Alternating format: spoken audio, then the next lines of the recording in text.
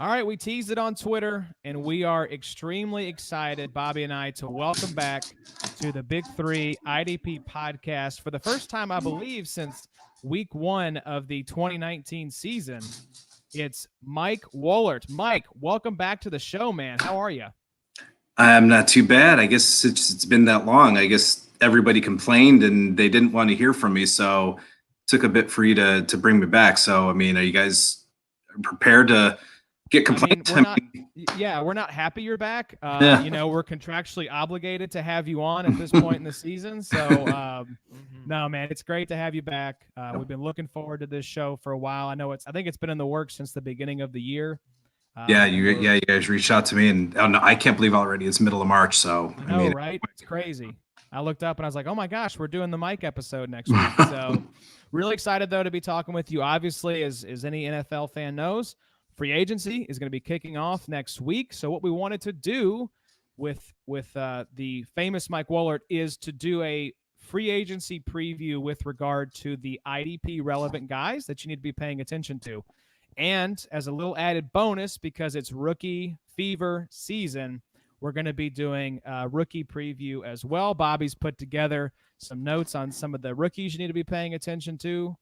Mike, it's going to be a lot of fun. I'm looking forward to it. Yeah, absolutely. Been looking forward to it.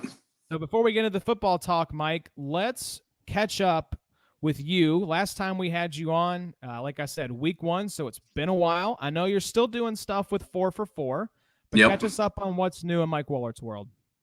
Yeah, still doing stuff with 4 for 4, and also going to be doing a little bit of draft stuff, some free agent stuff with DLF football as well. Speaking of which, I do need to get on that. I can't, like I said, everything's going by so quickly. I can't believe it's March already. So definitely need to get on that. I know I need to post some content. I'm starting to get into the rookies, looking at the rookies and seeing where things are at. And I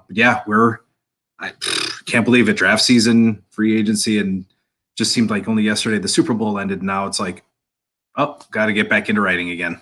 That's right. I think everyone collectively had about a 72-hour break from football, and then it was like, all right, back to the grind. For sure. Yep. We didn't take a break, mainly because as a new podcast, we had to build that habit and that discipline of recording weekly. Yeah. And I knew that if we got off the wagon even for a week or two, that it would be really hard to get back on. So we've just continued to post, but it's crazy that the combine was, almost like 2 weeks ago at this point. Yeah. I mean, that's wild that, like you said, the Super Bowl feels like, it happened yesterday, but heck, in the NFL calendar, it's a distant memory at this point. Yeah. So, the Super Bowl might as well have been a year ago. Pretty much. I mean, it's crazy. So, Mike, let's kick things off here. Like I said, draft season. We've noticed it with our content. Anything we put out that's rookie related is just blowing up right now. So let's start with the rookies, Mike, and I'm going to turn it over to Bobby here, and let's walk through some of the notable rookie players, IDP guys you need to be paying attention to, especially if you're in a dynasty league, rookie draft. Bobby, kick us off.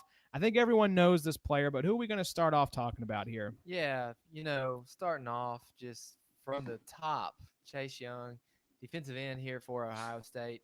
I think kind of in our notes here, we've put talked about his talent's undeniable. I think I talked to Josh last week about his PFF grade being like 97.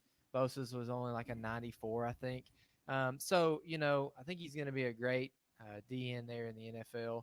I guess my bigger question for you, Mike, is, in a perfect scenario, I don't know if you've done any mocks or anything yet, but where do you think you see Chase Young ending up in the actual NFL draft? I mean, if we're talking about the actual NFL draft, I mean, obviously QB is the top position, but I think he's my number one guy overall. But perfect timing for Washington to switch to a 4-3, because had he landed with Washington and they were still running a 3-4, that just would have been all the sads for everybody. So Sure. Really good timing for Washington to change to a 4-3. So, I mean, that's where he's being mocked, and that's where I see him. I don't see how Washington passes him up. You pair him there with a few of the rushes that they have. He'll be an instant boost to that defense. Yeah, I know Adam's a huge believer in the Redskins defensive line. You talk about Montez Sweat, you talk about Deron Payne, Matt Ioannidis, Kerrigan. Kerrigan. We talked about, them possibly being the best defensive line if they were to take a Chase Young in the NFL.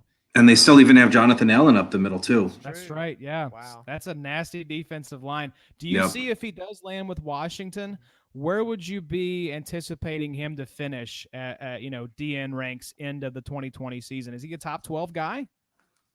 He certainly has that upside. I mean, looking at just all of the edge rushers that have come out of Ohio State, it just seems like each one is better than the other. So you had Joey Bosa, then you had Nick Bosa, who's already, I think, better than Joey, and you have Chase Young, who, I mean, dare I say it, is almost as good, if not better, than Nick Bosa. So Chase Young is probably going to be starting immediately. He's got everything. He's got all the tools. I mean, his hands are insane, his speed, and just, he could get double-digit sacks right out of the gate and probably be a top 10 guy right out of the gate. And I think with some of the guys that are losing some position eligibility, I think this is it's a really good timing for another elite guy to come in and get that DL eligibility.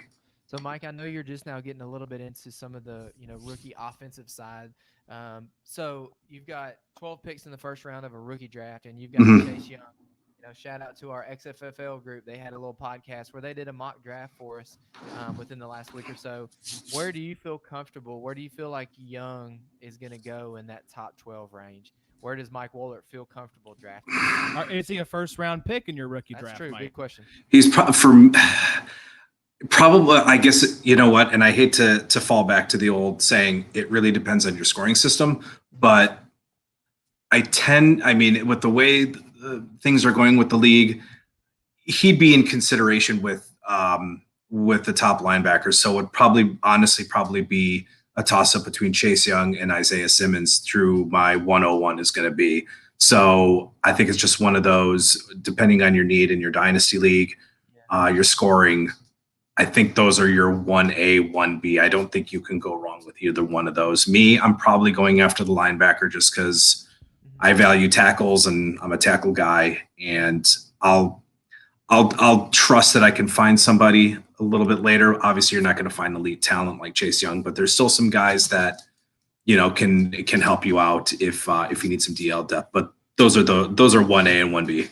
Well, let's just admit it, Mike. You are Mr. Green Dot.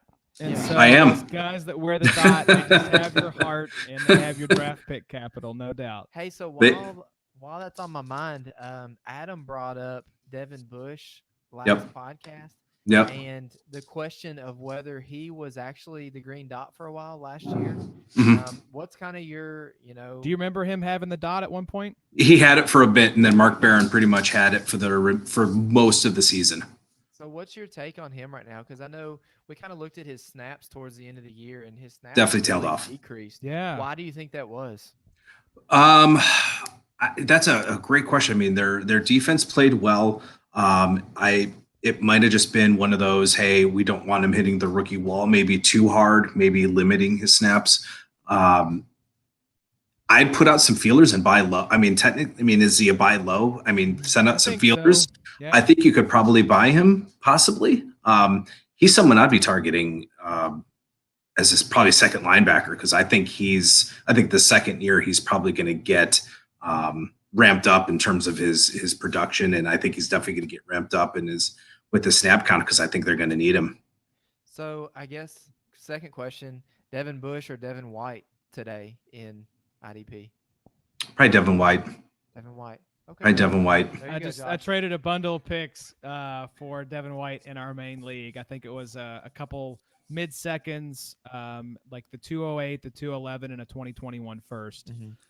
Just because we talked about it on another episode, but the owner put Devin White out on the block, and I saw it right away, and I was like, I'm going to blow this dude's socks off so that he doesn't look at any other offers. Oh, so yeah. I went all in and got the deal done. So I'm the Devin White owner now in that league, and really excited for, his year 2 potential. Yeah, I think the two Devins should have Devin White. I think it seems like his role, I guess you could say, is a little bit more solidified. Bush, you can assume that he's probably going to get a ramp up with snaps and usage, but I still think that I think he has to be used. I mean, look what they spent for him. So of course they're going to use him. That's right. All right, Bobo, here's this next guy here, defensive lineman out of Auburn. Yeah, absolutely. Derek Brown. So, these next two guys seem to be a little bit similar to me, and Jadeveon Clowney and Derek Brown. Kind of just want to get your take on both of them. I've actually seen Clowney kind of linked to your Browns a little bit, which I think, to kind of fill in that, rushing type role there for your Browns, that might be a little bit helpful. They need a little bit of help there on the defensive line. So what type of research have you done on Brown? Have you done on Clowney? Who do you like more? I've done some research, but probably not near as much as you have. Clowney just slightly ahead of Brown, but they're both beasts interior wise. I don't see, I think both of those guys are first round, probably, or definitely top 10 guys. I don't see either one of them, honestly, probably getting to Cleveland. I think Cleveland will also take the offensive lineman because I definitely think they need to build around Baker. And with them losing, I think, Greg Robinson to 157 pounds of marijuana and just a horrible tackle play. Yeah, they're probably going to take one of the tackles probably at that 10 spot. They could take Isaiah Simmons if he falls to 10 to kind of shore up some of that linebacker group because they did lose Schobert. They just lost Kirksey today. And it is a new, and I see everybody on Twitter that's Sion Takitaki and Mac Wilson. Yeah, this is a whole new regime again. Yeah. They're going to review everybody. I don't think anybody's safe. And I think if Isaiah Simmons is there, that's certainly a possibility, and then that'll put a monkey wrench in those linebacker plans. But I still think it's going to be an offensive tackle. But yeah, Derek Brown is going to be a big time run stuffer. He's going to be definitely a gap stuffer. As is Jadeveon Clowney. Both of those guys, though, they definitely jump off. They definitely have that wow. They definitely have that wow factor. Their production is easily going to transfer to the next level for sure. Mike, do you like those two guys as prospects better than, say, Ed Oliver from last year? How do they compare to Ed? Very similar. They're both just, they both have good hands. They both use their size. They can play between any gap. They can play the gaps. If you're not an Ed Oliver, I think these two can just be as good as Ed Oliver. Nice. All right, you mentioned Isaiah Simmons, so let's jump down and talk about the Clemson linebacker. Obviously was the talk of the combine. Ran like a blistering, sub 4.40, didn't he? 4.39. 4.39. I think he also didn't he hit a 4.37.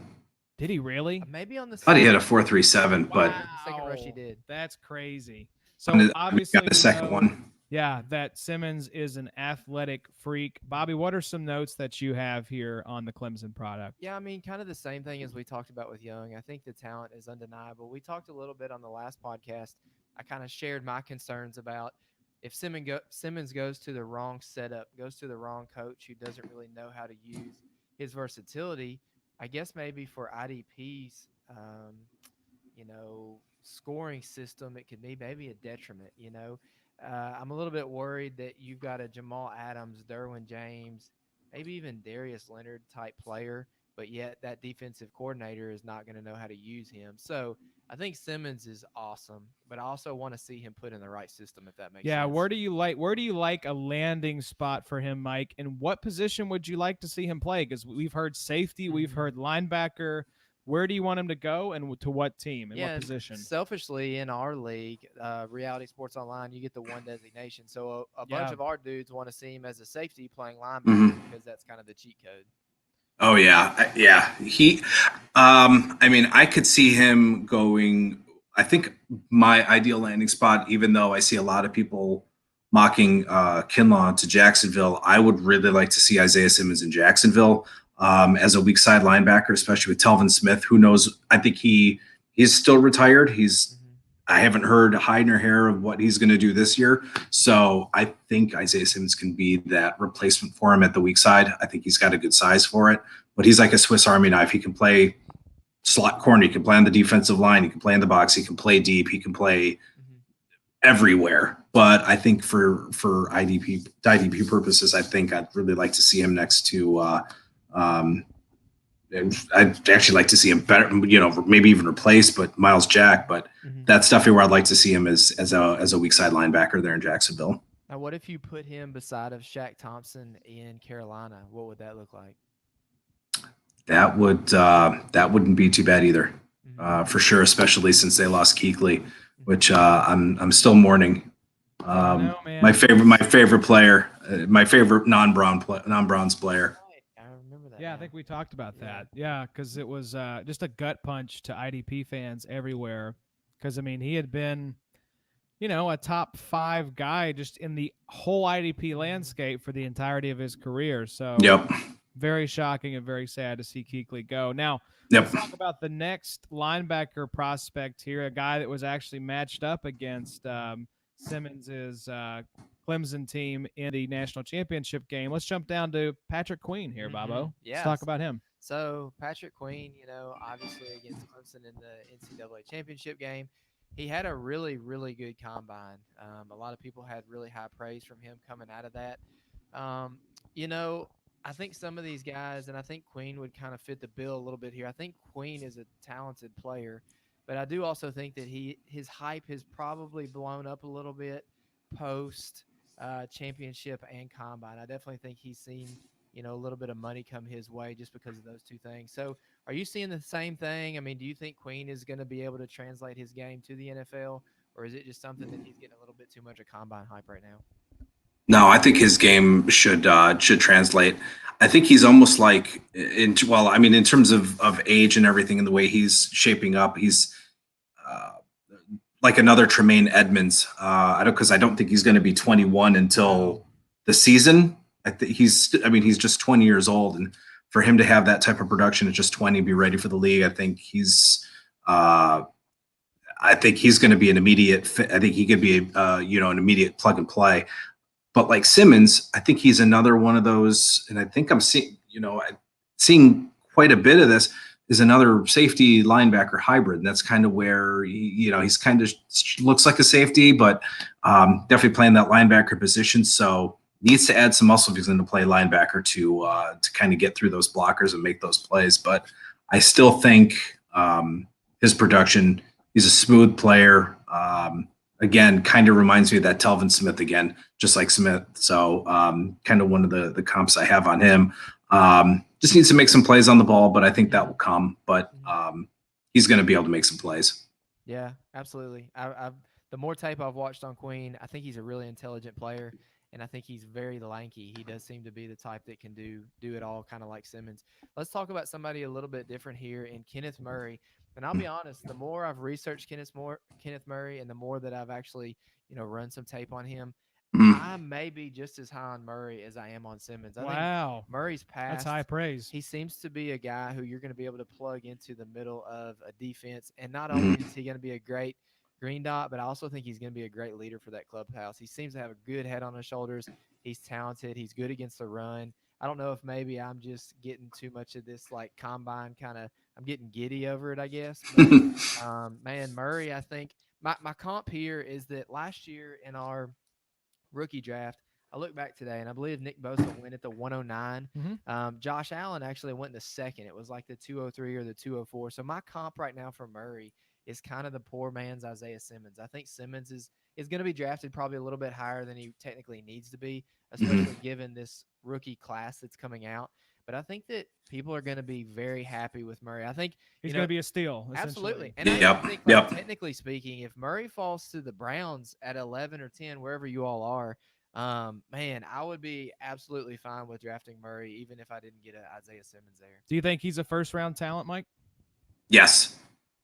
I would not. I think I think Tom over at DLF Kislingberry. Yeah. He did a kind of a general mock, and he had Murray going to Baltimore, and that's kind of where I see him going. He would be a great fit for Baltimore, and it pains me to say, as a Browns fan and a North guy, I think he would fit in perfectly with that defense, and I think he would step right in as a 3-down backer because they've got nobody at linebacker. So really good in coverage. I think he's got really good instincts in both the run and in pass in coverage. So I think he's a first round talent. If he lands in Baltimore, I think that would just be a great fit. That's a great point, Mike, because I think there's something to be said here. All the mocks that I've seen, again, they're mocks, but Mm. a lot of these experts know what these Colts need or what the Ravens need. A lot of these landing spots for these linebackers are pretty awesome. You've seen Simmons to as high as Detroit, as low as the Browns, Jacksonville. Simmons isn't getting outside the top 10. Carolina, absolutely. No. I think you're going to see Murray probably go. Yeah. Like, is he going in the top 15, you think, Mike? Or is he going top? He'll be a first rounder. I've seen Murray maybe linked to the Raiders. Okay. The as Raiders well. have 2 picks. I think they pick right in front of us. Okay. The Colts, I think we have the 13th or 14th pick. So I don't know. Where do you see him going, Mike? Is he like a 15 to 20 guy?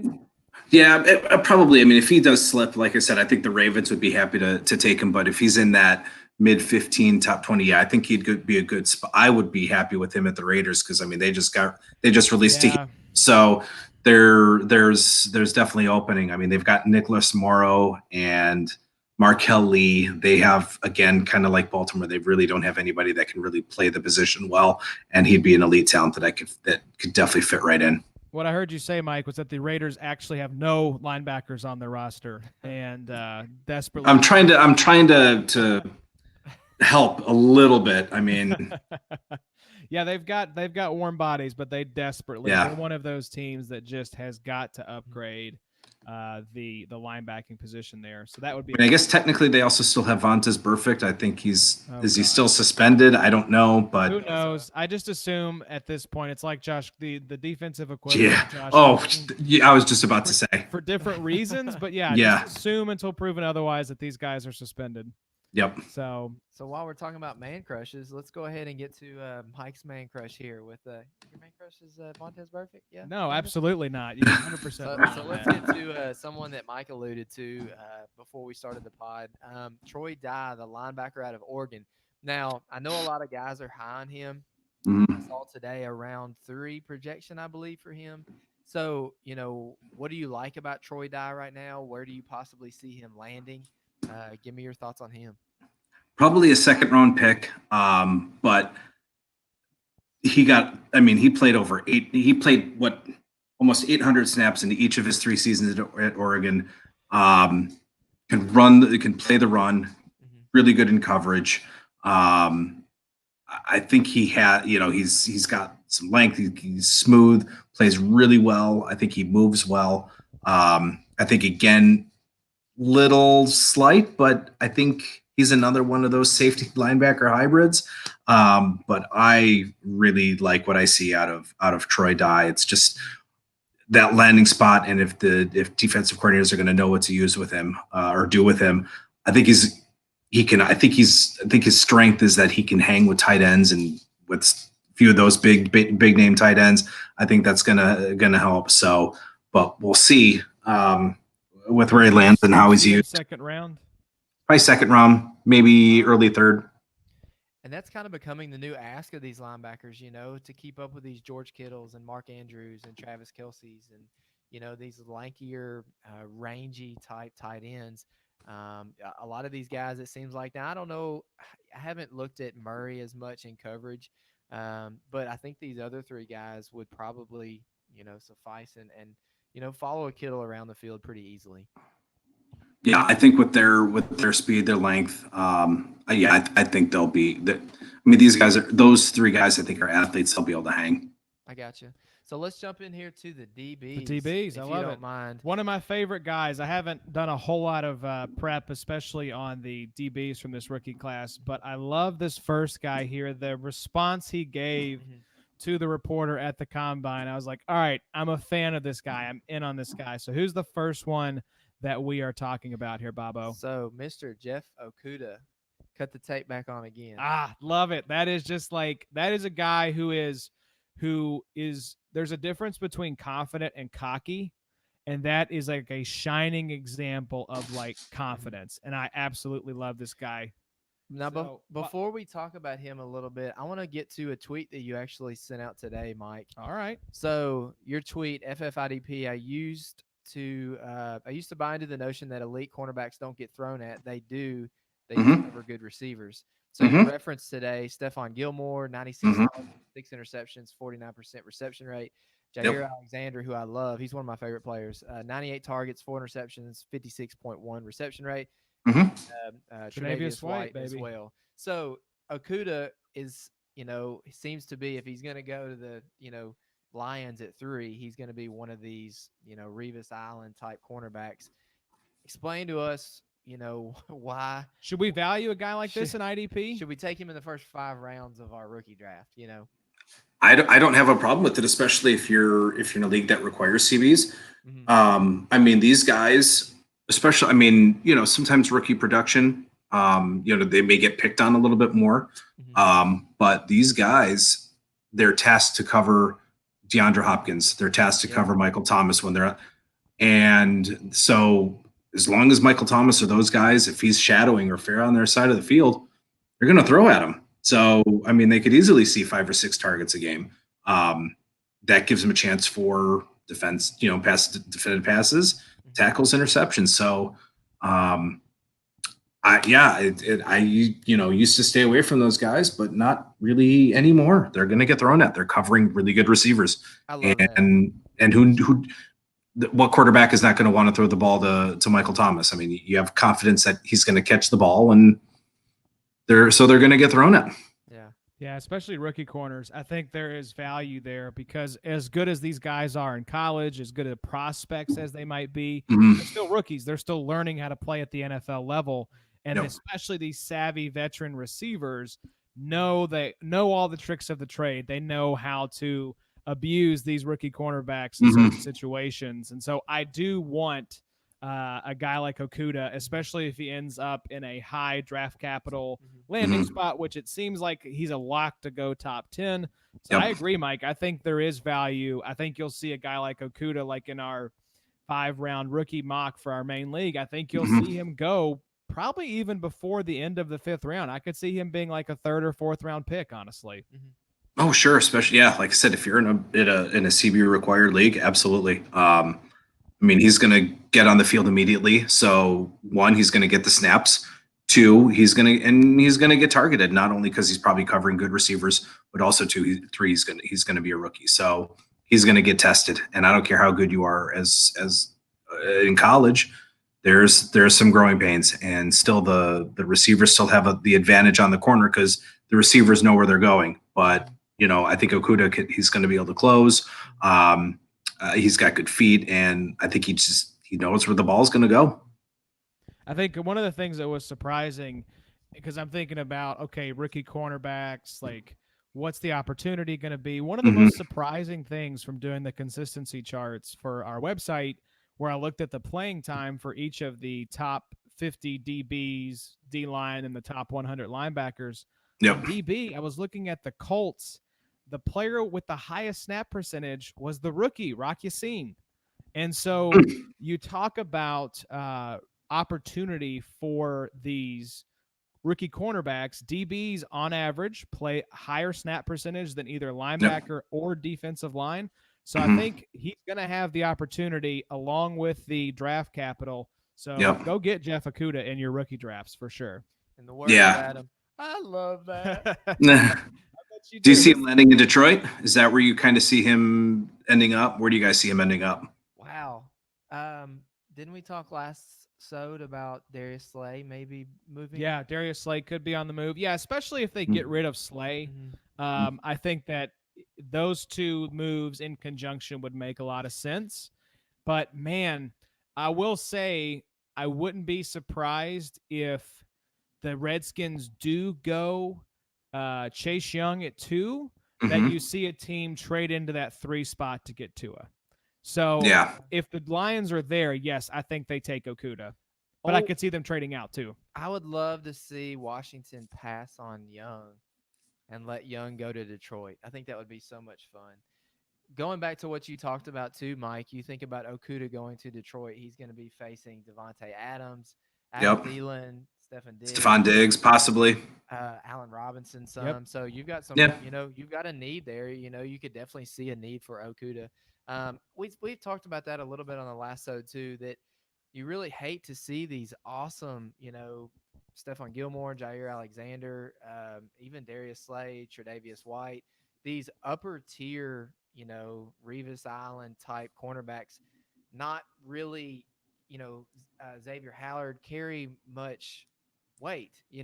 I wish that there was almost a designation. We talked about this about yards allowed. Yep. Would be such a cool way to value these cornerbacks more in IDP leagues. I said it could almost be like your team defense in like a standard fantasy league where you start with a bank of points even, and then it starts to subtract as the cornerback allows yardage. You could figure out, like, that feels very doable just to make cornerbacks, because like in our league we have a great scoring system, but cornerbacks, I mean, we always joke on the pod, like, just stream them week to week. Yeah. Because honestly, they're just not dependable IDP producers. But if you had some kind of scoring setup like that, where the cornerback in the NFL had a great game because he didn't allow a single, reception to the guy he was covering, unless you have some kind of scoring system like that, that's a turd of a day for your IDP lineup. Oh yeah. Do any of the platforms handle that? Can they? Not that I know of. Yeah. That was just something that we came up with as like. That's interesting. It could be a scoring feature in the future. You have like tight end premium leagues. This could be a cornerback premium league where you bump those guys up, because it's weird. Cornerbacks, maybe along with edge rushers, are probably in the NFL draft those most high valuable defensive positions, right? You most often see cornerbacks and edge rushers going in the top 10, and yet for IDP purposes, they're almost worthless.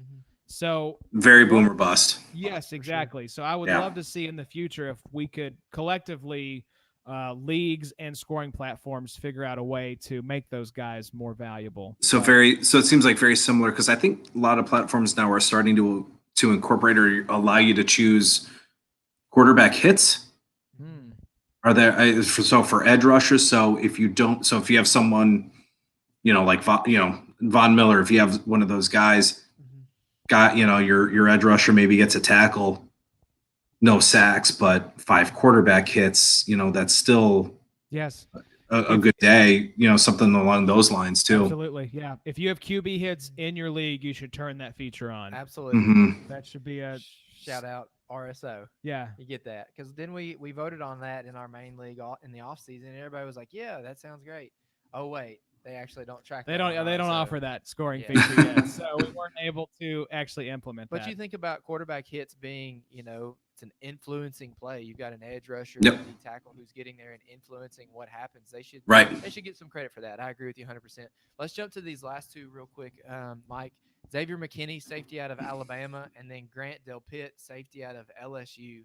Are these guys being overlooked a little bit? Not necessarily in the NFL draft, but maybe in IDP due to, these big name edge rushers and linebackers that we have this year. How do you value a McKinney and a Delpit this year going into 2020? Well, I think McKinney and Delpit have a chance, I think, to be those box safeties, but safeties are they're kind of being used all over the place. So it wasn't like there was a Landon Collins and it's like, all right, he's definitely going to be used in the box. Or you had, a guy like that, who I think that's kind of who Xavier McKinney kind of reminds you to. Line a little bit smaller, but I think he can be one of those in the box type safeties, but he can also play the deep. He can also play that center field. So safety is really starting to, be, you can't depend on those high, it's almost like you can't, okay, he's probably gonna be a strong safety, but he might spend half of his snaps up in the box, could spend another half in center field or in coverage, or maybe as a slot guy. So I like Xavier McKinney. I think I have him as my number 2 DB, because I do think I think he could end up being one of those in the box guys that could play 70 to 80% of the snaps in the box up near the line of scrimmage, or maybe be a Buda Baker type where he can play the slot as well. So I think his I think his upside, is there. And, I liked how he played again at Alabama. I think those safeties, I think they translate well. And I think his production translates well. Man, that's high praise there. I think Adam just fell out of bed if he's when he's listening to this, because Buddha is his baby. Yeah. So to hear anybody compared to Buddha, he's going to be very excited.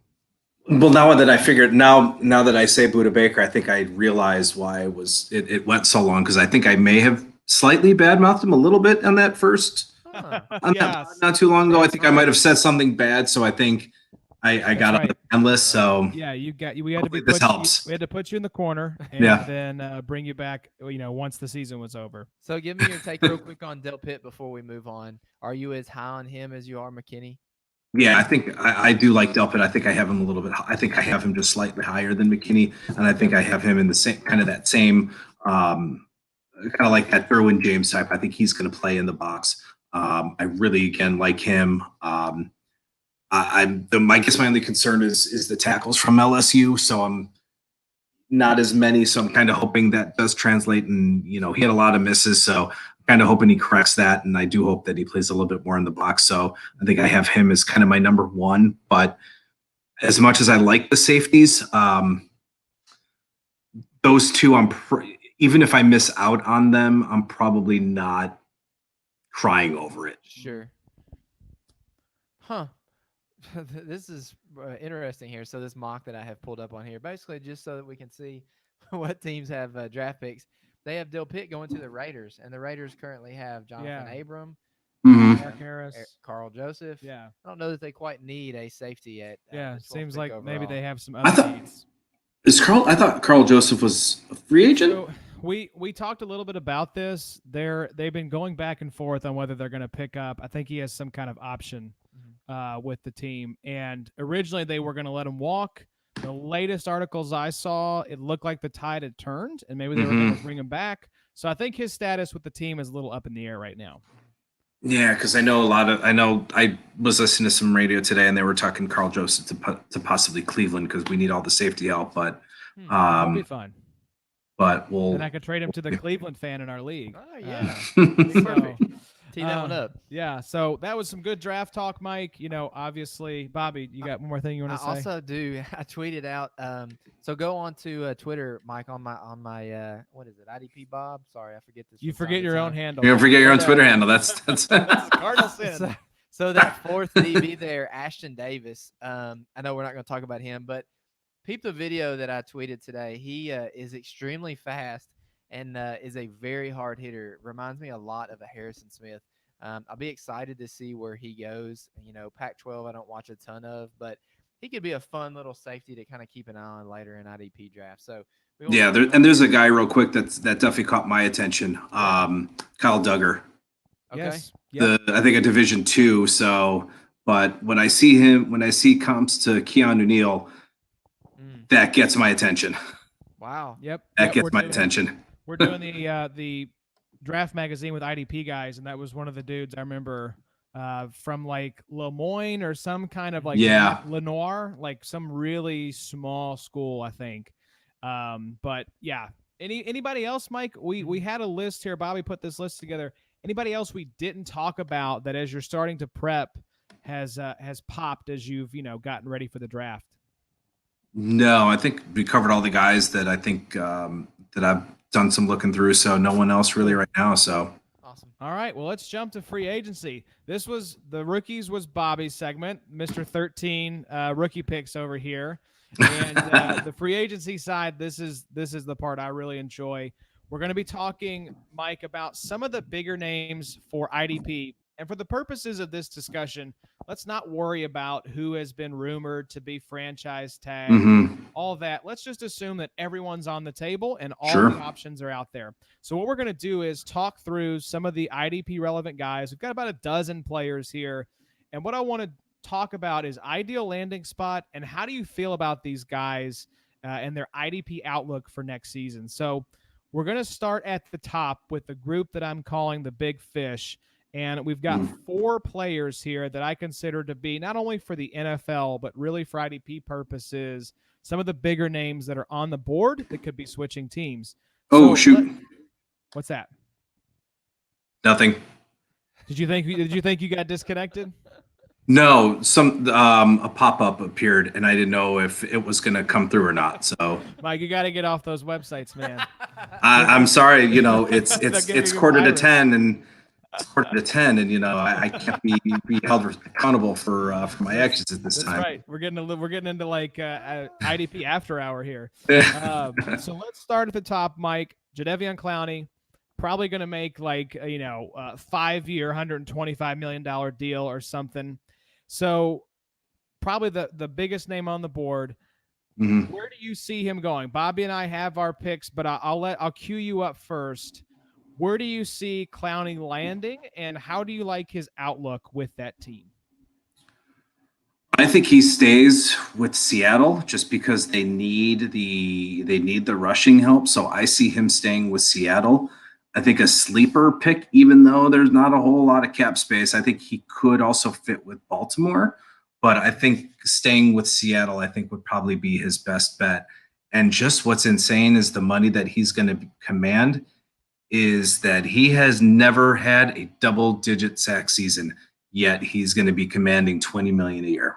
It's a smart man, that Mike Woellert. That's right. That's why we have him on the pod. That's one thing that I heard discussed today, too, that was pretty funny was the team that I see him landing with. There's been some rumors out there. The New York Giants. Mm-hmm. This seems like a Gettleman type pick, and a recurring theme with my choices are teams that did not have a top 50 or top 100 player at this position. So the Giants did not, and at least in our scoring system, not have a top 50 defensive lineman last year. So not a really talent-rich position group for the Giants. No. But the joke that I heard was that you're going to potentially pay Leonard Williams all this money, keep him in the building, bring Clowney in, and you're going to be paying like $45 million combined to these two guys for about 4.5 sacks. Yeah. Seems like a big Giants fan. Yeah, I mean, Clowney definitely generated the pressure. That's for sure. But I mean, you look at his sack numbers. I think his career high is 9.5. Wow. Yeah, he's just. I think he only finished. I think he only finished with maybe 3 or 4 this year. So, I mean, he can get the pressure, and you certainly like to see that. But I mean, when you're thinking 5 years, when you're thinking what would you say 120, when you're thinking 50, 60 million guaranteed. Yep. Don't you want to give that to, I mean, that's like I'd give that to like Chandler Jones before I give that to Jadeveon Clowney. Yeah, it's just a product of he's the belle of the ball. Yep. In terms of defensive players, there is gobs and gobs of cap space available. Teams are going to spend it on somebody, so it's just one of those things like our free agent auction in our main league. Guys are getting way, way overpaid, but it's just because they're the best guys available and teams have tons of money, so they got to spend it. Yep. Bobby, where do you see Mr. Clowney landing? I kind of agreed with you there, Josh. I think this is the Giants' move. You know, you've got a guy here who is just living off of one play in college. Pretty much. And that number 1 overall pick. If he was a third rounder, I don't know that he makes, more than $8 million a year. But because he was the number 1 overall pick, that draft capital has kept him relevant. Was he a Spurrier guy? I think it was the Spurrier guy at South Carolina. I'm pretty sure that's who it was. Seems just like a dumb move for the Giants.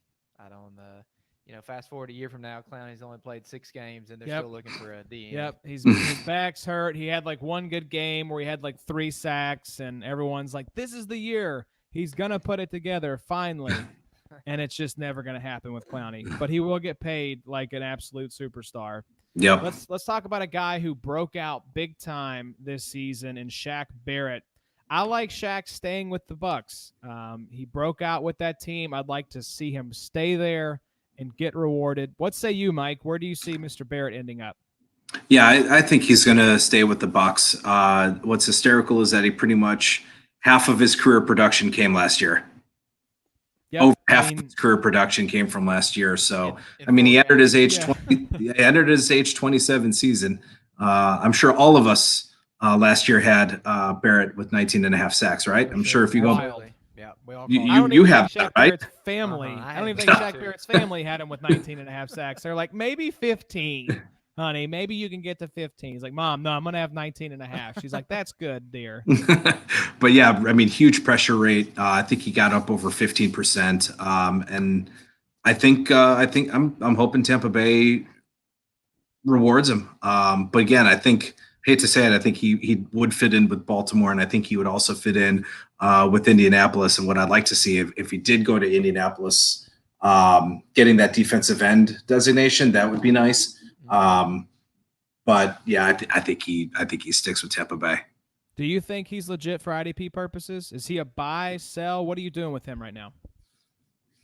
Oh God, I think I'm probably selling. I'm probably think going to so sell too, high. man. I'm going to Just sell high on the 19.5 sacks. Try to cash out. Yep. Yeah, agreed. And Yep. Bobby, I think Mike nailed your landing spot there. Yeah, this does feel like a Colts move to me. Why does it feel like a Colts move to you? I don't know. We have lots of money. Kind of a vet feel, a lot of money. You know, they kind of have a need there. I just think Shaq Barrett would fit that defensive scheme there well. So you fast forward, week 5. Are you happy with Barrett as a Colt if that were to happen? Oh, absolutely. I hope we go out and just spend just loads of money this offseason in free agency, because I would like to see us, in the first round or the second round. I don't think Jordan Love makes it out of the first round, but that's the guy I would love to see us take. If you want to bring in a Phil Rivers, okay, whatever, that's fine. But I would like to see us get a young quarterback that maybe if we went with a Love could go the Mahomes route and sit on the bench the first year and then take the reins in year 2. And so I want to see us go build the team around the quarterback so that whenever it's wheels up at that position, we've got the team that can compete while the quarterback is on that rookie deal before we have to shell out, $40 million a year or whatever the going rate will be for quarterbacks at that point. So yes, I would be very happy. So let's move on now. This is the guy, though, that I would really love to see on the Colts. I don't know that it happens, but man, it would be a lot of fun. Yannick Ngakoue. Mike, let's start with you. Where do you see Yannick going? I would actually really like him in Cleveland, playing opposite Myles Garrett. That would be fun for me. I don't know what's happening with Olivier Vernon. I think his status is up in the air because they're either going to probably ask him to take a pay cut, or they may just outright cut him because I don't think there'll be a cap hit. So I would love to see Ngakoue opposite Myles Garrett. I mean, you talk about essentially a pure pass rusher. Elite pass rush rate, elite win rate, and that's just what he does. He is a see quarterback, go get quarterback. So I would love to see him in Cleveland. I think if Seattle can't keep Jadeveon Clowney, I think that would be a really good spot for him. I think possibly Washington, although I mean, with all the riches they have on the defensive end, their defensive line, possibly they may not really need him. But boy, could you imagine Ngakoue and Chase Young next to each other? But I think the idea that it would be. I mean, that would be might be just as good as Ngakoue and Myles Garrett. But I think Seattle would be the best use of his skill set. Yeah, it's funny that you say Cleveland, and I'm like, oh, please come to Indianapolis. I think this is one of those guys you just want on your team because he's young and he's talented. I actually see him going to the Ravens. They let a lot of talent walk out the door last season, and it showed along the defensive line there. They didn't have a top 50 defensive lineman in our league. They're kind of tight on cap. They only have about $31 million. They don't have much, but they can make a deal work, and in my opinion, it is their biggest need. So I could see the Ravens being a good fit here. I like that. Bobby, what about you? Yeah, I'm a little like Mike. I would like to see him under the bright lights. I like to see him under Jerry's bright lights down there in Dallas. Jerry World. I think that would be fun. You've got some older D linemen there in Michael Bennett, which he might even be a UFA right now. I don't know if they just had him for a year. Robert Quinn's getting a little bit older. him and Yeah. Marcus Lawrence would kind of be fun there in Dallas. I'm sure Dallas probably has the money. I don't really know what their cap situation Depends looks like on right now. when they paid, if they paid Dak and That's true. Amari, what their Very cap true. situation. They've got some room, but it could be tight with those two guys getting paid. It would just be nice to be able to watch Yannick on TV actually play in like a bigger system where you could actually watch him on Sunday Night It was Football. funny. I was watching. They showed a preview of the Chiefs highlight video from the season, from where they won the Super Bowl, and they showed a game against Jacksonville, and I was like, "Is this an XFL game?" Like the stands were legitimately like, I don't know, 30 to 40% full. And so Yannick deserves better than playing in this like half empty chlorine tank that is Jacksonville. Let's get him. I love that, Bobby. Let's get him to Dallas under the bright lights with a star on his helmet. So let's get this take real quick from you too, Mike. So Yannick leaves, goes to the Browns, the Ravens, Dallas, wherever. I don't think he's staying. I think he's going to leave. Give us your take on Calais Campbell, Josh Allen, kind of the afterthoughts that are there once Yannick's gone. Oh, I mean, Josh Allen already has proved that he's a football player. I mean, he was, if it weren't for Nick Bosa, I mean, I think he was the defensive rookie of the year. So I think outside of even if Ngakoue leaves, I think they're fine. I think Allen will fit right in. And yeah, Calais getting a little up there, but I still think he still has another year or two. So those two, I think, can kind of do most of the heavy lifting. I love how Calais has said he's going to take some snaps off this year, and then they're going to get rid of Yannick. Yeah. And be like, all right, Calais.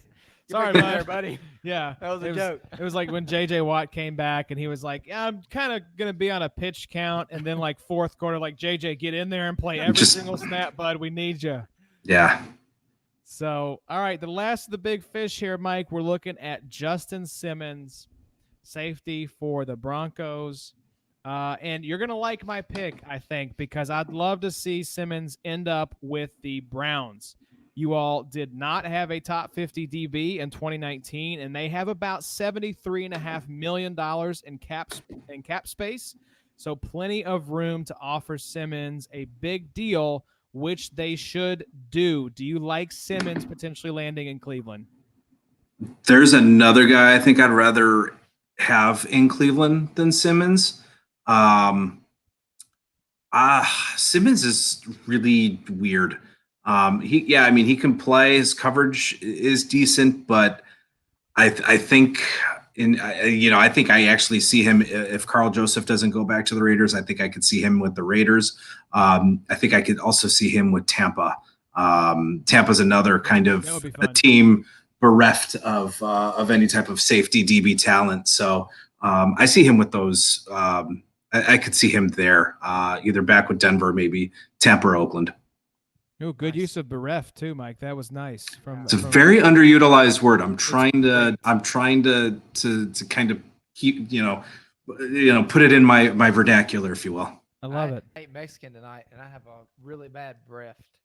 Oh, yes. I can attest that Bobby's bereft is very, very bad. Oh, man. So speaking of Mexican, let's take a little halftime break here, Mike, and talk about the other topic that the Big Three Pod is known for, which is fast food. Obviously, we talked Taco Bell last time you were on the pod. Got your preferred order at T-Bell. Have you tried any new fast food places recently? Had any good new menu item experiences? Talk to us about what your fast food life has looked like, Mike. Oh, my fast food life is pretty boring. McDonald's chicken tenders are really good. Chicken tenders or the chicken nuggets? No, chicken tenders. Chicken I'm tenders? a tender guy. Their chicken tenders are good. What else? What's in your normal rotation? So we have the chicken tenders from Mickey D's. Luckily there's a Chick-fil-A, so it's a spicy chicken. It's a spicy chicken sandwich. No pickle. Dip it in ranch. White for fries. I respect the ranch game there. Done. Do you guys have Popeyes up where you all are? We do. The closest one, unfortunately, is about 25 minutes away, so it's a little bit out of the way. I've had Popeyes. I've not had the chicken sandwich. Okay, that's what we were gonna ask if you tried. They also had. I really wish it was a little closer because I would love to try it, but their chicken tenders are good as well. They are. They are.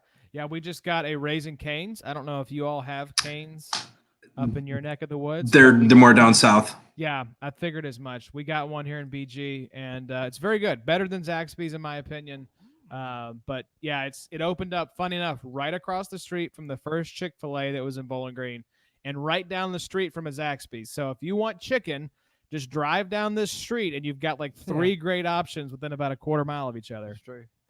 So anything else in the normal rotation for you? Wendy's spicy nuggets are good too. Ooh, yes. Spicy nuggets are good. I'd love to see Chick-fil-A get into the spicy nugget game just to see how that would compare to Wendy's and their spicy. I mean, like you said, if they introduce spicy nuggets, that would just be. I'm kind of surprised they haven't. Game changer. I'm Me too.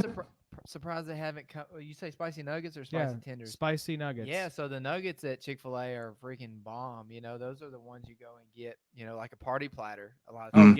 Oh, yeah. Be cool if you could split that up, half spicy, half regular. That'd be nice. Ooh, I like the range game too there with the spicy chicken sandwich, Mike. That's my go-to as well. Well, plus and I'll have to give a shout out to my son Carter. He saw something on YouTube, and when he gets the spicy chicken sandwich also, he said, you know what? Let's put the spicy chicken sandwich, let's put the chicken into a bag, pour some of the buffalo sauce into the bag, mix it up, get the double thing going, and I got to tell you, that's a game changer as well. Wow. Thank you, YouTube. Blowing Just my mind, opening Mike. up new horizons. Right. It's fantastic. Yeah. Awesome. Wow. That's amazing. So, I'm trying to think right now. Bob, I can't even think, Josh. I know we just had our brains blown out our ears here. But any I know you're on the road quite a bit, Bobo. Any fast food experiences, revelations you've had here recently? I had Taco Bell treat me pretty wrong here in the last week. Did you? Or two. Oh no. A little steak quesadilla that went wrong. Woo-wee. Yeah. Mike, have you ever tried Taco Bell breakfast? I have not. So the Taco Bell, the Crunch Wrap, breakfast Crunch Wrap, it has like eggs, bacon, and a hash brown, I think, with cheese. It's actually like really good. So if you're ever like, what can I get for breakfast that's fast food? I don't really want McDonald's. Give that a try. It's actually pretty good. Now you're gonna have diarrhea. Oh yeah, You're gonna be on the toilet in 30 All right. minutes. But but a win. it's a good way to clean out your system, and it's pretty enjoyable on the way down. Yeah, Not gonna lie. I do want to try. I've seen the Wendy's breakfast and some of those advertisements.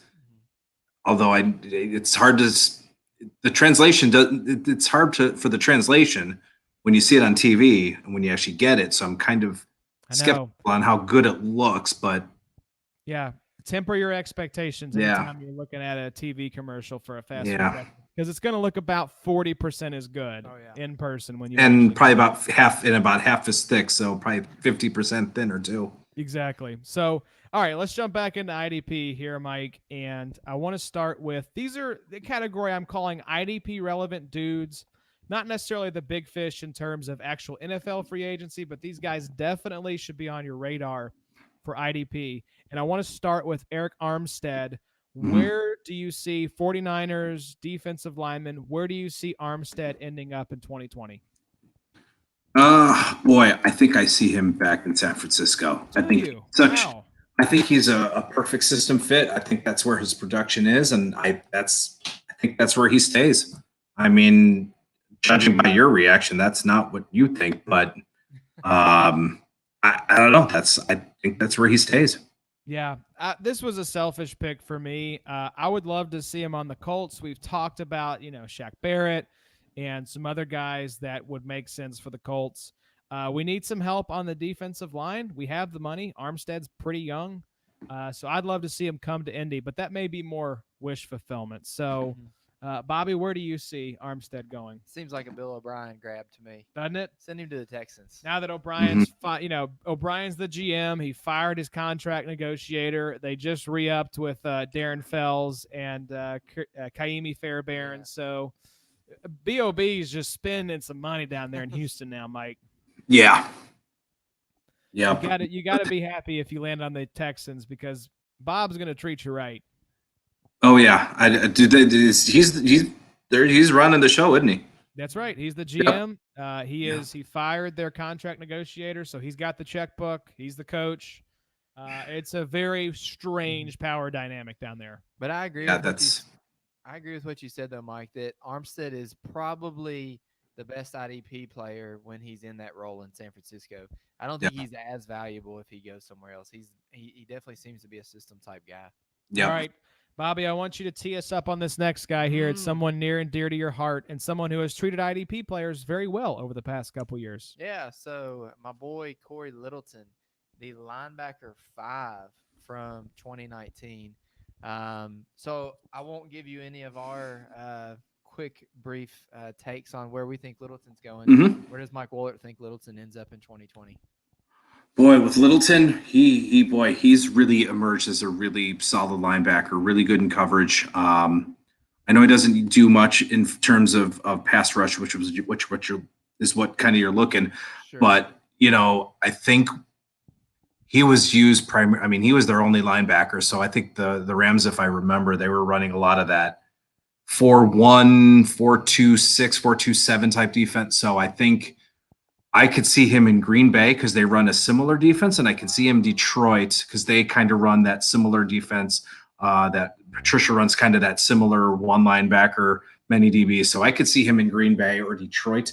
I think both of those spots would be perfect for him. That would be fun. For both real football and IDP. I would love both of those situations. Because Blake Martinez probably gone, probably not coming back to Green Bay. Yep. So and Littleton would be an upgrade to that. I think so too. I think he would be an upgrade over Martinez, Because- who's great for IDP, not so great in the actual NFL. Because that was my question too today when we were doing our draft on our sleeper league. Who do you grab in Green Bay? It's surely not Oren Burks, because I don't know. He can't stay healthy, and I don't think he's, wise enough between the ears. But it would be awesome if you could put Littleton in Detroit with Jelani Tavai. I guess maybe you still got Gerard Davis. Yeah, Gerard Davis is there. That's a nice little group if you throw Littleton in there. That'd be a fun setup. So, Josh, go ahead and give us where you think he's going. So Littleton, a team that we've talked about already, I have him going to the Raiders. They just released Tahir Whitehead. So this is a linebacker desert. They need help there. Where's Adam when I need him? This is just to yell at me. Josh, you know what you did. He's a little bit on the last sode about Littleton going to the Raiders just because they have a ton of money, and I think that they may be one of the most linebacking depleted teams in the league right now. Littleton was awesome last year in coverage because they had no John Johnson. Micah Kaiser and Troy Reeder have just been kind of gross. Taylor Rapp was actually pretty awesome. Weddle was fine last year, but I agree with you, Mike. They ask a lot of Littleton in the Rams setup there last year. Yeah, Mike, I'd love to. We talked about this player on the last episode. I'd love to get your take on Taylor Rapp. Are you buying in? Is this guy legit, or was it just a perfect storm situation for him in 2019? I'm buying in. I think he's going to be a pretty good breakout candidate, especially if they don't bring back Littleton. Weddle, I think, retired, so he's going to be called on to probably do a lot he's probably going to be kind of that go-to guy in the defensive back room. So I could even see him with Littleton gone, with Weddle gone. It wouldn't be surprised if he was the one calling the plays for the defense this year. Wow. So buy Taylor Rapp. Yeah. If that happens. And John Johnson's money is a little interesting with the Rams in the next year or two. So the Rams have proved not to be too great with money here in the last couple of years. So they got a lot to figure out. They probably need to get their checkbook taken away. So let's get this next guy.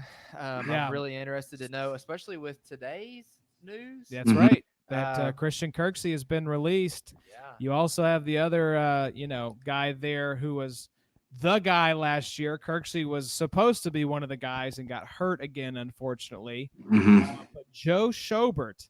Mike, give us your take on old Joe. Looks like he's going to be walking out the door there in Cleveland. Assuming he's not coming back, where do you see Joe going?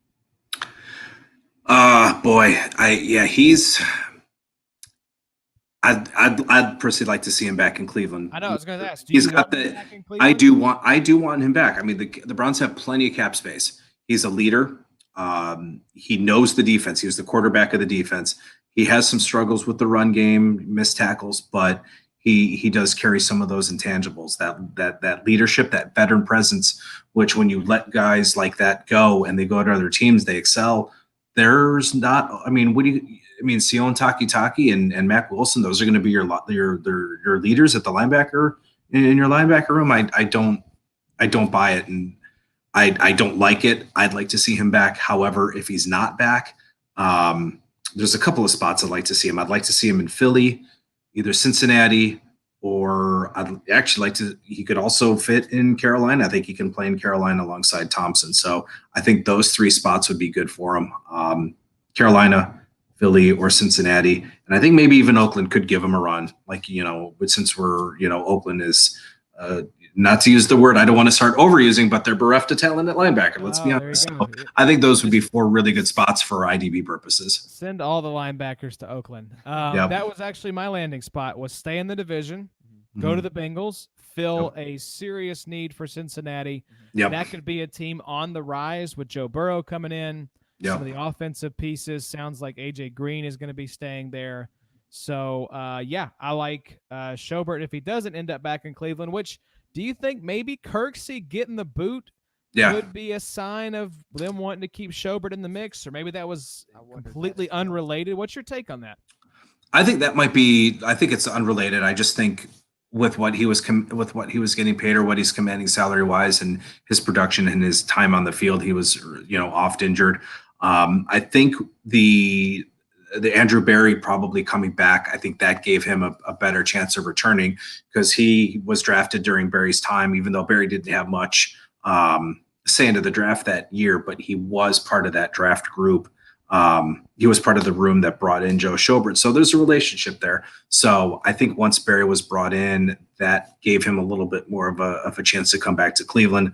But I think he does want to test free agency, and we'll see what kind of money. I think he's asking for double digits at 11 to 12. But, again, not a rush linebacker, even though he did get he has compiled a few sacks over the last couple of years. But again, I think you're also paying him for that veteran presence if he does come back to the Browns. Absolutely. Bobby, where'd you have him going? I had him going to the Packers. Yeah, a new Blake Martinez there for the Packers. Sorry, I've completely lost my train of thought. So here's a quick question for you as well, Mike. So I have a on-air, the Unreal Tournament that Markham has started, and it's actually my pick. Is there any chance that Kenny Young has any play if Littleton leaves the Rams? He's someone I used to like, but I'm off of him. Sorry. Sorry, Bobby. You tried to get the expert to weigh in on your draft. And I was hoping you would say, yes, that is the smartest thing I have heard in a long time. What a great sleeper pick, Bobby. And Mike was like, no, don't do that. I'm not. They've got a big problem there. So another guy here I want to talk about, same division as Schobert, Matthew Judon. I have him actually. I'd love to see him stay with the Ravens. He broke out there. I'd like to see him stay there. Kind of like Shaq Barrett, see him get rewarded. Mike, what's your take on Matthew Judon? I think he needs to stay in Baltimore. I think Baltimore does. I think they should try to do what they can to keep him. I mean, with what they lost last year, he was really just, they lost Zarius Smith. They lost so much in the pass rush. I think he needs to stay. 9.5 sacks. I think they need to keep him. So I think he stays in Baltimore. I love that. I think we both agree. Yep, staying in Baltimore. Love it. So let's get to this next one, because I think this is who Mike wants to see. Ooh, you think? Yeah, this was the guy. So this is my destination for him as well. All right, so Anthony Harris. Mike, is Bobby correct? Was this the person you want to see in Cleveland? Yes. All right, tell us about Anthony Harris. Why do you want him as a Brown? Breakout player in the Vikings, and I think he could. I think he could step right in and really help the DB group. He's a ball hawk. I think he can make some of those big plays, and I think he'd be a really good fit with that defense. I mean, Morgan Burnett is old, and outside of that, Sheldrick Redwine, their talent is limited at the safety position. So I'd like Anthony Harris there at safety there. I actually like Timothy White Wine a little better than Anthony Red Wine, but that's just me personally. I like cheer wine, so I like cheer wine. So there you go. Nicely done, That Mike. stuff's gross, Mike. You know. So this is boiled peanuts. I actually had him for the Cowboys. They won't outbid the Browns since they have to pay Dak and Amari, but they need safety help. You know, they didn't have a top 50 DB in 2019. So Are we sure they're going to pay Dak and Amari? Amari is the one that I think you could see. I've heard a lot of very smart football people say that it is not a foregone conclusion that Amari comes back, and they would not be shocked to see him hit the market. I don't think Dak is getting away, but Amari might. So what? Any take on that, Mike? Do you think both those guys end up with stars on their helmets next year? I think Dak will. I don't get what they're doing with Scott. I mean, yeah, everywhere on Twitter say, "Oh, he's not the top." You know, quarterbacks don't grow on trees, and they have a good one. He's good. He's a good quarterback. He is. I agree. And he's obviously a franchise guy. He's the face of that franchise. I don't get what they're doing, and I'm paying him. You have to. You have your quarterback. I don't get it. I think it's an easy decision. I think you pay Dak, and I think you let Amari go. Mm-hmm. You know, you paid up a little bit for him. You got some production out of him, but I don't think he's going to be worth re-signing. It does worry me a little bit. I think if you're budgeting under what Dak wants because you're worried about paying Amari, you're doing it wrong. Just find out what Dak wants, pay him that, and let's move on. It doesn't matter. As a fan, it doesn't make sense to say, well, Dak's not worth 40 or 45 million or whatever it is. Yeah. A, it's not your money. B, these teams have gobs of cap space. And C, that's the going rate for a quarterback. If you have a franchise quarterback, it doesn't matter if they're better than guys making more money than them, because it's like inflation. The cost for a franchise quarterback is going to continue to go up. So when it's your time to pay, you got to pay it. Your guy's going to be the highest paid guy in the league, and that's okay because these guys are going to continuously reset the market. Who cares? His deal will be the third highest paid guy in a year. As someone who hasn't had a quarterback to watch over the last several years, I would love to have a guy like Dak Prescott, because if you don't bring back Dak Prescott, Cooper Rush is going to be your quarterback. Really? You want to deal with that and then try to find another quarterback over the next several years? I don't get it. Yeah, I mean, okay, he's not Aaron Rodgers. No one is. He's not Drew Brees, but that's your franchise guy. It's a good quarterback, and you don't have to worry about the position for the next 6-7 years. Yep, just pay him and move on. I agree. Yep. What are we doing? Yep. I'm a big Gallup guy, too. I really think he's going to be really good for 2020. Yeah, let's get down to it. You want Gallup to be the wide receiver one, so you're trying to get Amari out the door as quick as possible. I don't have any Gallup shares. I've tried, but yeah. He's a tough buy right now because I think people are reading the tea leaves a little bit here. Yeah. So, all right, we've got a few more guys here in as far as IDP relevant dudes. Mike, talk to me about Bud Dupree. Obviously had a nice season there with the Steelers. Do you see him staying in Pittsburgh or going somewhere else? I think I could see him staying in Pittsburgh, but Pittsburgh is really weird. Sometimes they don't like to pay their guys, but I could see him back in Pittsburgh. I think he fits that system well, plays alongside TJ Watt. So I think they're probably going to try to do what they can to keep that defense intact. So I think he stays in Pittsburgh. Bobby, what about you? Where do you see the former UK product? Yeah, a while back. Maybe Indianapolis. Okay, I'd be fine with that. You all right with that? Yeah, sure. We've got the money. Yeah. If we were talking about the Colts have like 30 million, or something, we have the second most cap in the league.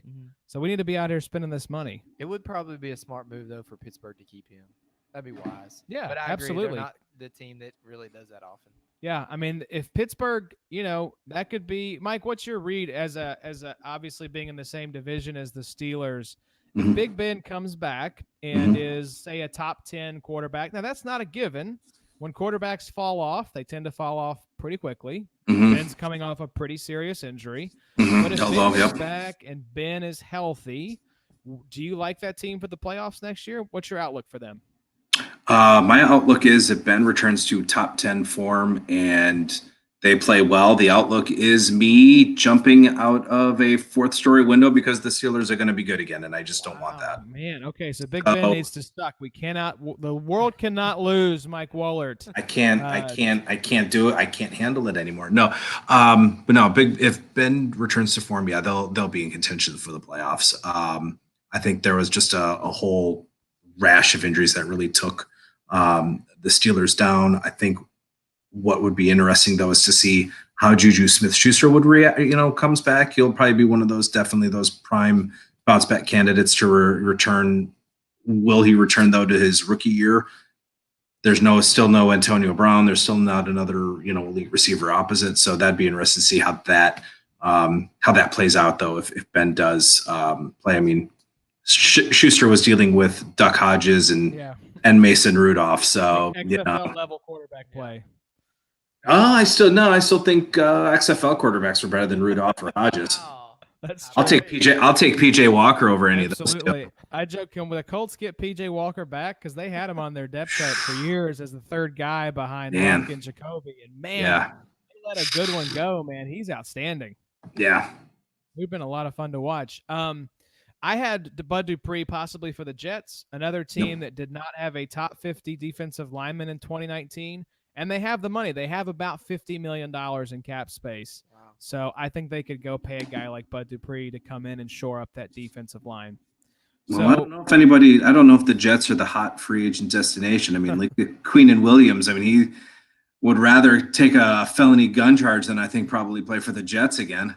That's so true. You wonder maybe did he put the gun in his bag on purpose? Like, God, just get me away from the Jets. I'd rather go to prison. He saw the Curb Your Enthusiasm episode. I heard about that. Yeah, dude, fantastic. Hysterical. Although you could substitute Jets with really any team that's been horrible. I substitute the Jets with the Browns, and that pretty much same type still of works. Still works. Still works. You're saying you're going to jump out of a 4-story building if the Steelers are good. So that gives us a peek into every Browns fan's psyche right there. Let's talk about we're a fragile bunch. A high draft pick here, Dante Fowler. I would love to see Fowler go to the Cardinals. They've got some cap space. Didn't have a top 50 defensive lineman last year. Bobby, where did you have Fowler going? Not only in the NFL, but also in fantasy football. I'm a big fan of the boomerang trade. The boomerang. Bobby does love the boomerang trade. Sent Aaron Donald off last year, came right back around this last week. Oh, hey, Aaron, welcome back. Yeah. Sent Cory Littleton off. When Mike Woellert says he's coming to Detroit, Cory Littleton will be sliding right back into that roster. That's right. So, let's send Fowler back to Jacksonville. Why not? That would be fun. If they lose Yannick, put him back on plug him back in. What about you, Mike? Where does Fowler make the most sense? Fowler seems like a guy that's going after the money, so I could see him going to the Jets. I could also see him going to the Titans. I think they could use. I think if him opposite Landry would be a really good duo. I think they've lost. I mean, look who they've lost over the last couple of years. They've lost Arakpo and Derek Morgan, and I don't think they. I mean, they tried Kamale Correa at the outside. But didn't work out too well. So I think Dante Fowler, with him and Vrabel, him getting his hands on Fowler, that'd be a really nice duo with Landry and Fowler. Him, Justin Simmons, Jarrell Casey, your boy Jayon.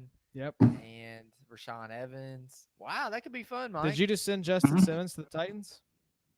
I said Justin Simmons? Yeah. I meant my boy Jeffrey. Jeffrey Simmons. Oh, quick hands. Apologies. Yes. That could be a lot of fun. How is that going to work with Tom Brady's money, though? Well, we'll see. I've heard Tom Brady to the Chargers rumors popping up here recently. It's like everyone calm down. Tom Brady's going back to the Pats. Yeah. He's not going to the 49ers or any of this nonsense. Do you truly think he is? I really do think he is. That is my prediction, The only thing that makes me think he might be done is if Belichick wants to keep coaching and that whole, thought of Belichick's wanted to move on from him for some time now, there's got to be a little bit of play there if that's the truth. So I don't know. We'll see. I saw a story today where the Titans are working to keep Tannehill as their long-term quarterback. So that's coach speed, Josh. We'll see. Vrabel FaceTiming with Tom Brady at the basketball game. That was little bit interesting. Mm. So last one here, Mike, as far as the IDP relevant category that we had, and we talked about him already, Leonard Williams. I see him staying with the Giants. Like I said, let's pair him with Jadeveon Clowney and see if they can both finally live up to their potential and their draft pedigree. Do you see Leonard Williams going anywhere, or do you think he stays in the building with the Giants? Can I just go ahead and say I don't really consider him IDP relevant for me? Of course, yes, please. He just hasn't done. He doesn't do much for me, especially really. So, nah.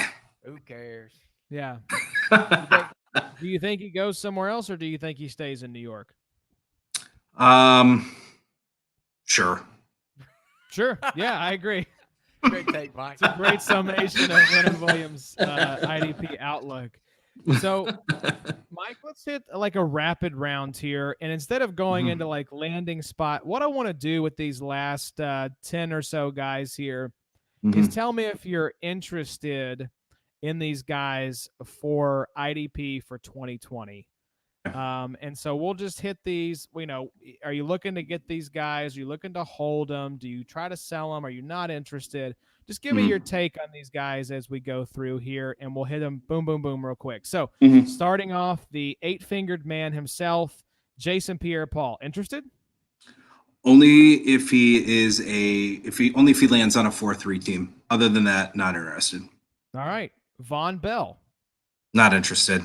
Not interested. Wow. Very interesting. Okay, so what about Everson Griffin? Yeah, I'm interested. I mean, he had a little bit of a resurgence this past year. Obviously, I'd really like to stay in Minnesota, opposite Danielle Hunter. I mean, I think that's ideal, but I still think he has a little bit more left in the tank. And as long as he lands in a good 4-3 defense, I'm good. If he does stay in Minnesota on your team, is he like are you trying to get him as like a DN3? Yeah, still DL3. Yep. Gotcha. So what about Robert Quinn? Honestly, not really interested. All right. Shelby Harris. Nope. Jimmy Ward. Nope. What about Kyle Van Noy? Nope. Can I interest you in Jerron Reed? Defensive tackle, in defensive tackle premium leagues, yes. Good stuffer. Definitely interested in him. Is he like Oreo double stuff? Oh, Good yeah. Stuffer? Okay. Oh, yeah. I just wanted to get on the stuffer spectrum where we were looking here. Definitely on the Oreo. There you go. All right, Bobby, why don't you hit us with these last few here? Yeah, the DB1 last year. DB1, in our sleeper Ryan? league. Yeah, Logan Ryan. Yeah, and especially I mean, is he going to repeat and be a top DB? No, but cornerback required leagues, sure, definitely interested. Kendall Fuller. Not really. That hurts. That hurts Bobby's heart. I own Kendall right now. Thanks a lot, Mike. Bobby is just like frantically like evaluating his roster. Are you? Yeah, he's like, okay, goodbye, Kendall Fuller. Yep. All right. Well, are you joining me on the fourth? Are you joining me on the fourth floor? And we both in the words. Are we the words of The Rock and other guys? Are we aiming for the bushes? Aiming for the bushes, baby. Yeah, for sure. I'm hand in hand with you there, Mike. So let's go to Ha Clinton Dix. Boy, I'm gonna say maybe, but not interested.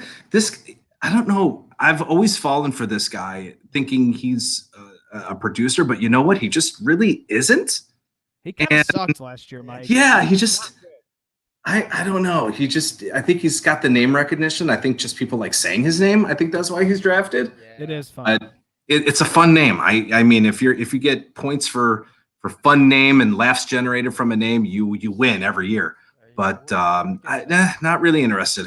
Yeah, see if RSO can add funniest name points for that. Every time Got to do it.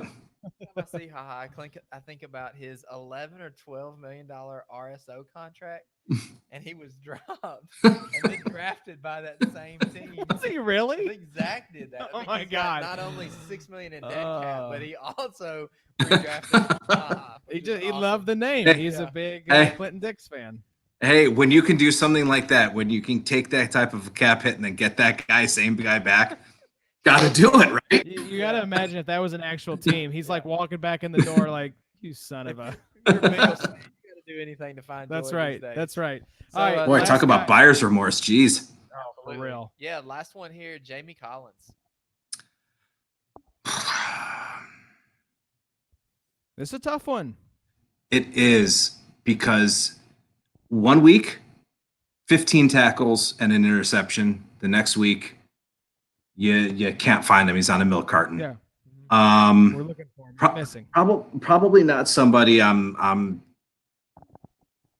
who's going to be sought after from me. I look at him more as a waiver wire pickup. Maybe you get a few good weeks out of him, try to sell, or just drop him, or just bench fodder at that point. So not too much interested from a redraft or drafting standpoint. Excellent. All right, so that was the free agency preview. Mike, I want to get you out of here on this.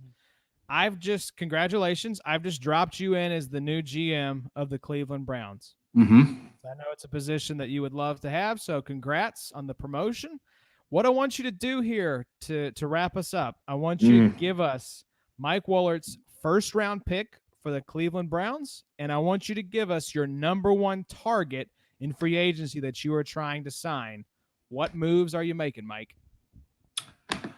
Boy, free agent signing, I'm probably either looking at, I mentioned his name. I think I'd either be looking at Yannick Ngakoue, or I'd be looking at Jack Conklin. Oh, okay. Yeah, offensive line help makes a lot of sense. And then at the draft, I am building around Baker Mayfield, and I am taking either Tristan Wirfs or Andrew Thomas. Very nice. So potentially you could be adding a couple of big name offensive linemen here between free agency and the draft. Yeah, I am building around Baker. I that's what I'm doing. I'm doing what I can to build around him. So let me get, as the Browns fan, thoughts on Stefanski, and also what happened with Baker last year. Was it a blip? Can we expect a bounce back? What's your thoughts? Last year was kind of the straw that broke the camel's back in terms of coaching and how the Browns were run. So at this point, I'm going in with really zero expectations. I liked what he did in Minnesota. I'm hoping for the best. I'm very hopeful, but at the same time, I don't know. I need some stability and I need wins. So I'm still very hopeful, but I'm just kind of really going in with just, here we go again. Just let's keep these coaches around for a couple of years and give them a chance. Baker, I think it was a blip. I think Kitchens was a crappy coach. Bottom line, they made a bad choice, and I think there was bad coaching. He's certainly at blame because I don't think he trusted his reads, and I think he made bad decisions. He also got predictable. I think it was, I'm not sure who said it. Maybe it was Aqib Talib, but he said, hey, we studied him and we forced him to roll out. We saw that he was always rolling out right. We forced him to roll out right. And that's all. And that's what he did. And I think some mechanics might have been off. And I think that's what Stefanski is going to fix. I think he's going to fix those mechanics. And I think he'll get them right. I mean, is he going to be a top 10 quarterback? Probably. Maybe, but I think he's going to be much better than he was last year. So, I mean, I'm hopeful. I have to be, but I think it's going to be a good relationship. Should I be concerned about my David Njoku shares? I think you should always be concerned about your David Njoku shares. He's such a freak athlete, man. Yes. Is it just not like connecting with him? Like, what's going on there, Mike? I don't think he can catch. That That hurt. might be the problem.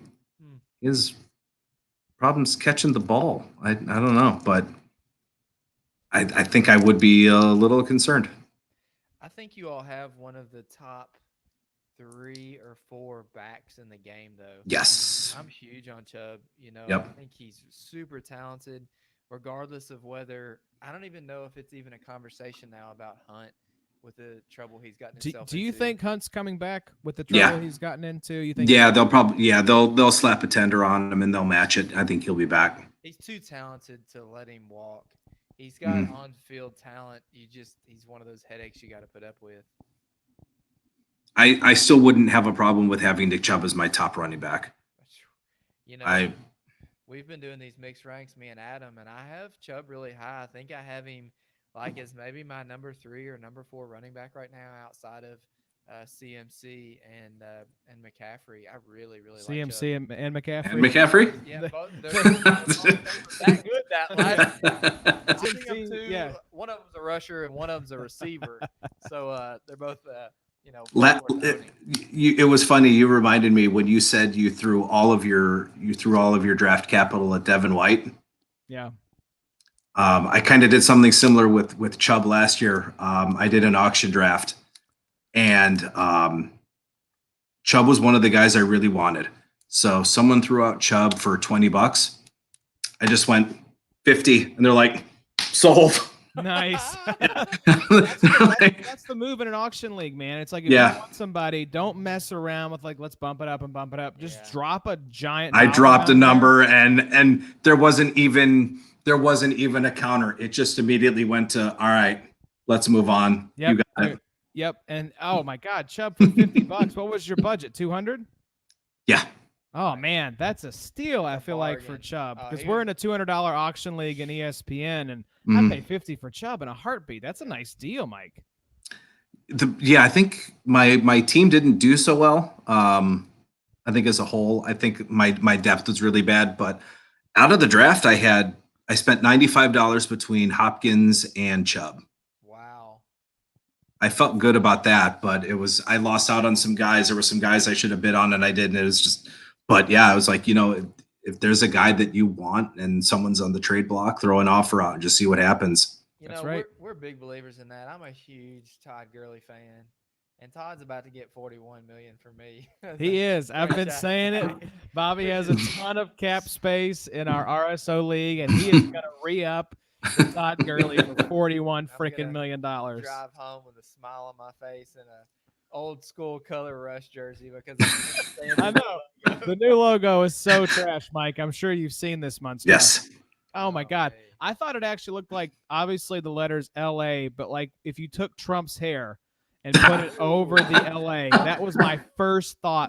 Oh my God, that's Trump's hair. Oh, we're getting a little political. We're treading some scary waters here. This is dangerous. Yes, I agree. I just don't understand why these new teams have to have a new logo. Well, why?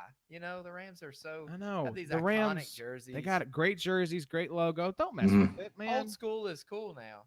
It is. Where's the old school stuff? So many teams would do well just to go back to their old school uniforms. Like that's kind of what I'm hoping the Browns do. I mean, we're for new uniforms.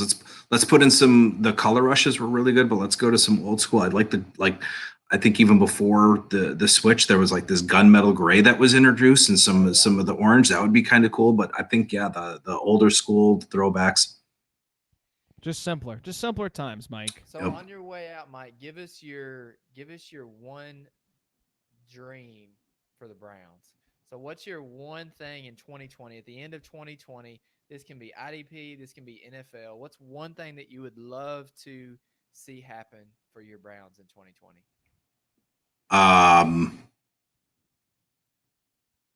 Finish above 500. Wow. I'm taking baby steps here. Yeah, I'm taking baby steps here. Let's I'd just like to get above 500. Wow. I mean, obviously I won a Super Bowl, but let's be realistic, yeah. But let's get above 500. I'll admit, I don't know if you saw my tweet a couple of weeks ago. I made a comparison to the Browns last season, that we were Hulk in Infinity War, in that very first scene, Hulk comes down, yes. starts beating the crap out of Thanos. Yep. And that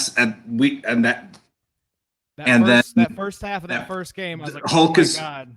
Hulk is beating up Thanos, and his sidekick is like, nah, let him have his fun. And that was the rest of the league and the media. And then Thanos was just the rest of the NFL and put us in our place. Just curb stomped the Hulk and threw him out the spaceship. Yep, I agree.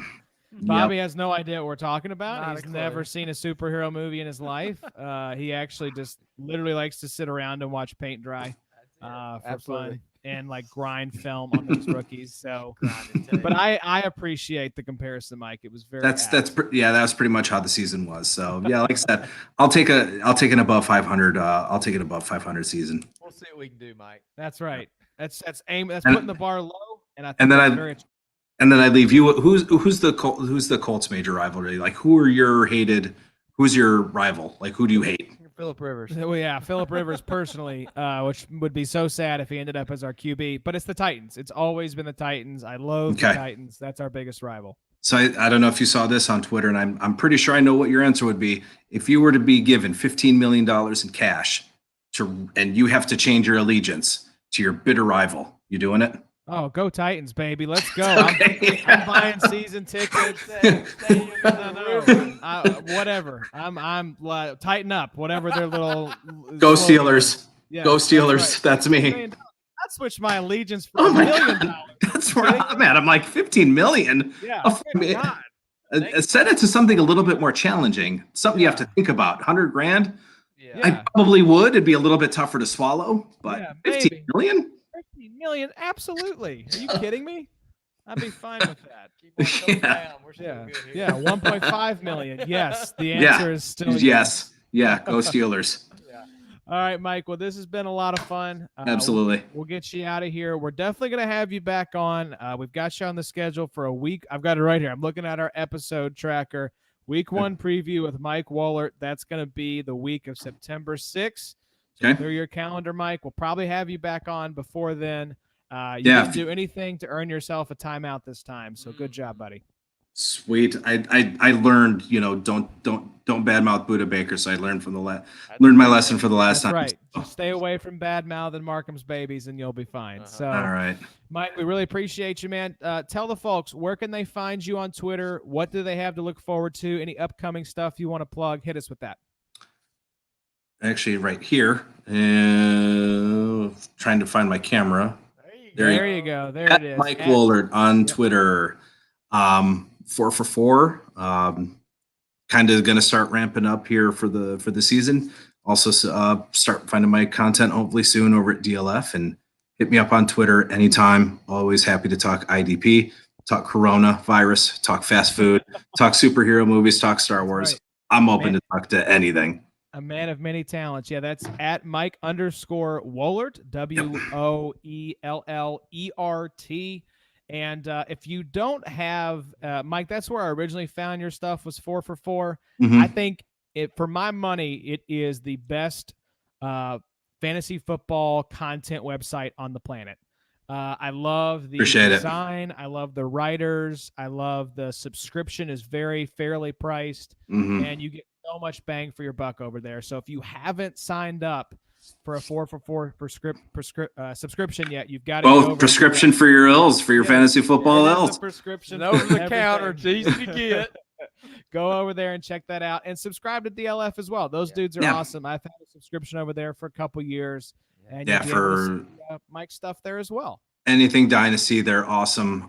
Anything offense, I will always revert to John Paulson for his rankings and projections. So one of the best. Yeah, so you could see him always in those accuracy rankings, always a top 5. So we got a good group at 4for4, probably one of the best, and we'd love to have it. I think we've got some early bird specials going right now, so check us out.